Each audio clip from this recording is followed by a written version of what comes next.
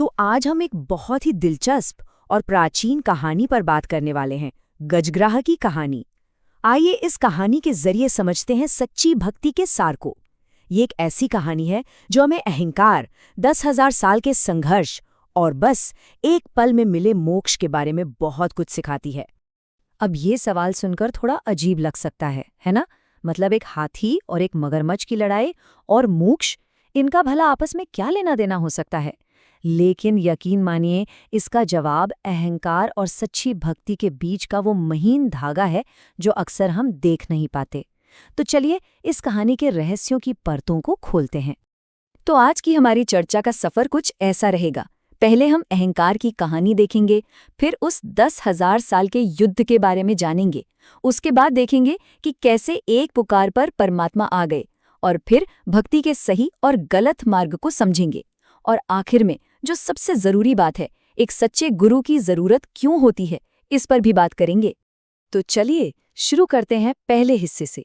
ये कहानी जैसा कि लगता है किसी हाथी या मगरमच्छ की नहीं है।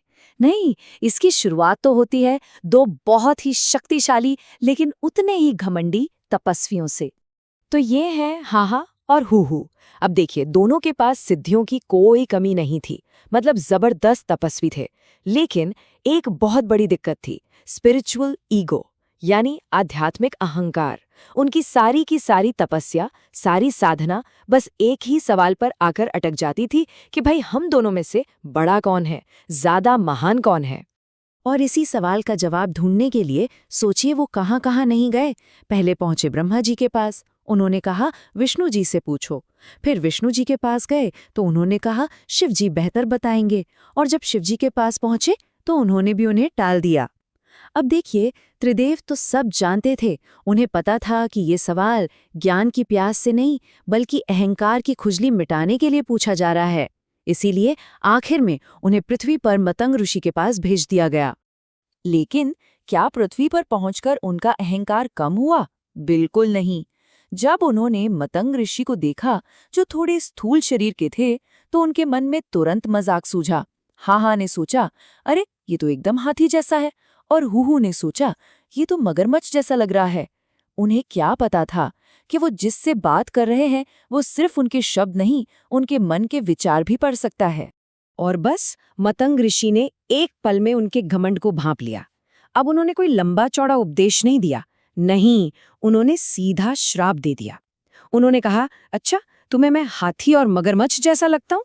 ठीक है, तो तुम दोनों अब उन्हीं का रूप धारण करो और खुद ही फैसला कर लो कि तुम में से कौन ज्यादा ताकतवर है। और हुआ भी यही। उनके जो अहंकार से भरे विचार थे, वही उनकी असलियत बन गई। और यहीं से शुरू होता है वो युद्ध जो आध्यात्मिक कहानियों में शायद सबसे लंबे समय तक चला, 10,000 साल। जरा सोचिए इस अवधि के बारे में। 1-2 दिन नहीं, 100 साल नहीं, पूरे 10,000 साल। श्राप के कारण हाहा बन गया एक विशालकाय हाथी और हूहू एक खूंखार मगरमच्छ। और अब उनकी रोज की दिनचर्या क्या थी? बस एक नदी में लड़ना। ये लड़ाई अब सिर्फ शक्ति की परीक्षा नहीं थी, ये उनके अहंकार की जलती हुई आग थी जिसमें वो रोज झुलस रहे थे। और वक्त के साथ खासकर हाथी की हालत बहुत खराब होने लगी। सोचिए, पहले तो जंगल में खाना कम होने लगा, फिर उसके अपने ही झुंड ने, दूसरे हाथियों ने भी उसका साथ छोड़ दिया। वो बिल्कुल अकेला पड़ गया। वो तपस्वी जो कभी अपनी शक्ति पर इतना इतराता था, अब वो एक कमजोर, अकेला और बिल्कुल लाचार जानवर बनकर रह गया था। तो अब आते हैं कहानी के उस मोड़ पर, उस एक पल पर जहां ये 10,000 साल का संघर्ष पलक झपकते ही खत्म हो गया। हुआ ये कि एक दिन लड़ते लड़ते मगरमच्छ ने हाथी को गहरे पानी में खींच लिया।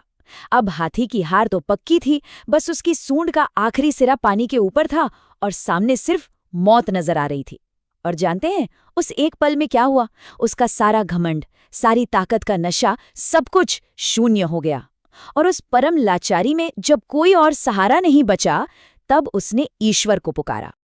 और देखिए, उसके पास इतना भी वक्त नहीं था कि वो राम, कृष्ण या कोई पूरा नाम ले पाता। नहीं, डूबने से ठीक पहले उसके मुंह से बस एक अक्षर निकल पाया, र। इसी एक अक्षर की पुकार को ररंकार धुन कहते हैं। और इसकी असली शक्ति शब्द में नहीं थी, वो तो र अक्षर में नहीं थी, असली शक्ति थी उस तड़प में, उस सच्ची दिल की गहराई से निकली पुकार में, जो एक ऐसी आत्मा से आती है जो अपना सब कुछ हार चुकी है, जिसका अहंकार पूरी तरह से गल चुका है। और चमत्कार देखिए, उसी पल भगवान ने वो पुकार सुनी और सुदर्शन चक्र ने मगरमच्छ का सिर धड़ से अलग कर दिया। हाथी की जान बच गई। लेकिन कहानी का सबसे दिलचस्प हिस्सा तो अब आता है। मोक्ष सिर्फ हाथी को नहीं मिला, मगरमच्छ को भी मिला। क्यों? क्योंकि कहा जाता है कि उस सच्ची पुकार को, उस तड़प को मगरमच्छ ने भी उतनी ही सच्चाई से सुना और महसूस किया था। तो यहाँ तक तो कहानी बहुत अच्छी है, एक सच्ची पुकार और मोक्ष। लेकिन ये कहानी हमें एक बहुत बहुत ज़रूरी चेतावनी भी देती है। ये हमें भक्ति के गलत रास्ते के बारे में भी बताती है। तो हमें यहाँ दो रास्तों के बीच का फर्क समझना होगा। एक है तप का रास्ता और दूसरा है सच्ची भक्ति का। देखिए, हाहा, हूहू और यहाँ तक कि श्राप देने वाले मतंग ऋषि भी ये सब तप के मार्ग पर थे, जिसका एक ही मकसद था, शक्ति हासिल करना, सिद्धियां पाना। और अक्सर यही रास्ता अहंकार की तरफ ले जाता है। वहीं दूसरी तरफ जो सच्ची भक्ति का मार्ग है, वो हमें विनम्रता सिखाता है। उसका लक्ष्य शक्ति पाना नहीं, बल्कि मुक्ति पाना होता है। और इसी बात को एक दोहा बहुत अच्छे से समझाता है, तपेश्वरी सो राजेश्वरी, राजेश्वरी सो नरकेश्वरी। इसका मतलब क्या है कि भाई बहुत ज्यादा तपस्या से आपको राजपाट मिल सकता है, यानी दुनियावी शक्ति, लेकिन वही शक्ति फिर अहंकार और पाप की तरफ ले जाती है और उसका अंत नरक में होता है। तो बात साफ है, सिर्फ तपस्या या साधना करना ही काफी नहीं है।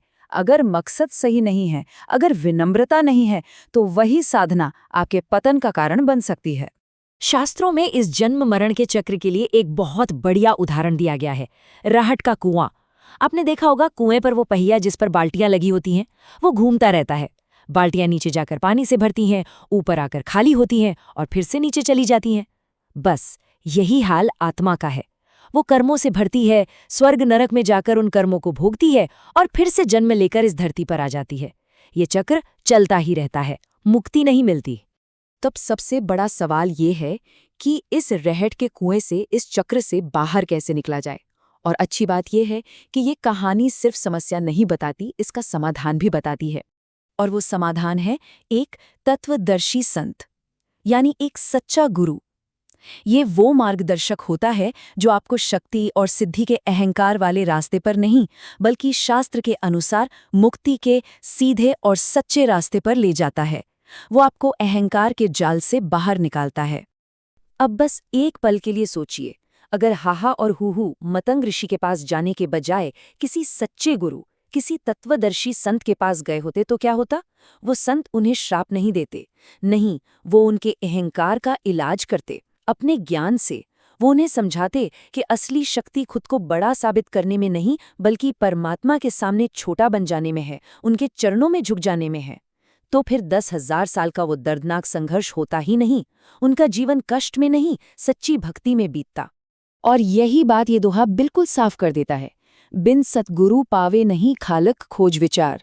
सीधा सा मतलब है कि एक सच्चे गुरु के बिना आपको उस खालक, उस परमात्मा को पाने का सही रास्ता और सही ज्ञान मिल ही नहीं सकता। बिना सही गाइड के आत्मा बस उसी रहट के कुएं में, उसी जन्म मरण के चक्र में भटकती रहती है।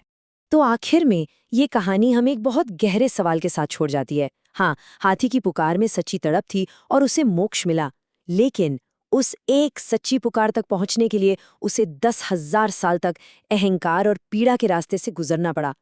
तो सवाल ये है कि क्या सिर्फ सच्ची लगन होना ही काफी है, या फिर उस लगन को सही दिशा देने के लिए और उस 10,000 साल के लंबे और दर्दनाक रास्ते को एक सरल और सीधा रास्ता बनाने के लिए एक सही मार्गदर्शक का होना भी उतना ही जरूरी है? इस पर सोचिएगा जरूर।